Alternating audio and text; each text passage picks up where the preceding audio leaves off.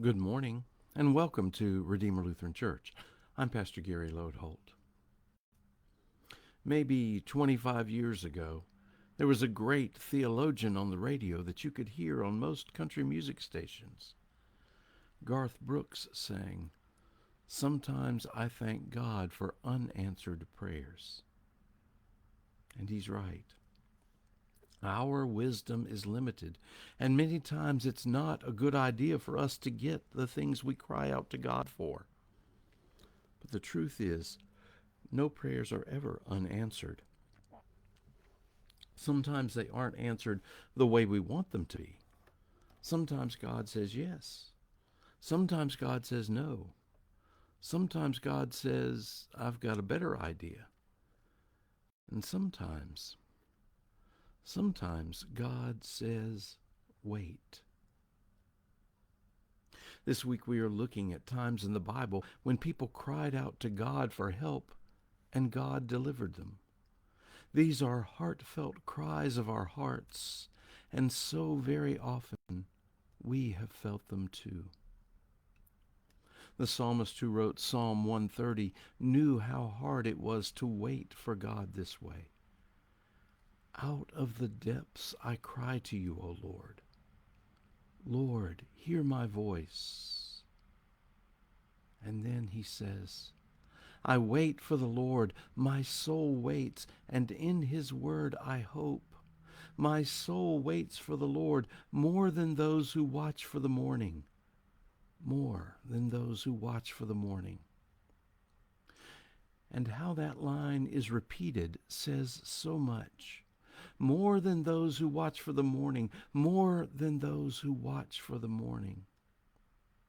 It's not hard to picture someone who's been up all night, worrying about something, troubled, praying, crying out to God, looking out the window 1,000 times for the first sign of daylight that will drive the fears away.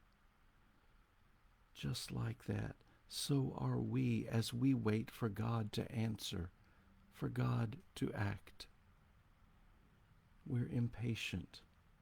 Those things we're crying out to God about are important to us.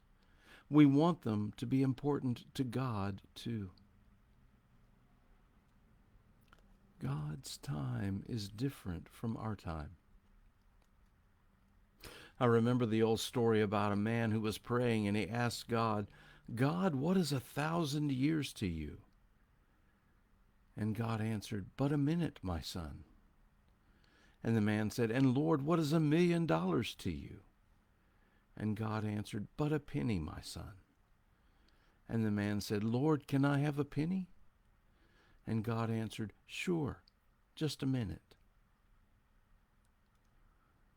God's time is different from our time, and God sees things from a wider perspective than we do. We know how this works. Think about your own children. Haven't there been times when they've asked you for things and it wasn't the best thing for them to have then? Or maybe it wasn't a good thing to have it at all.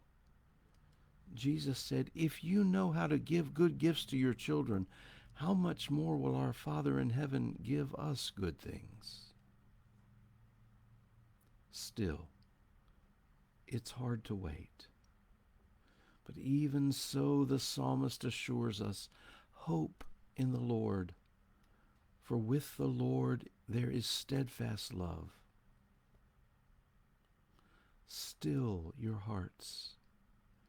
When your soul cries out from the depths to God, wait, trust, praise. God holds us forever. Thanks for watching, and remember to let this day belong to God.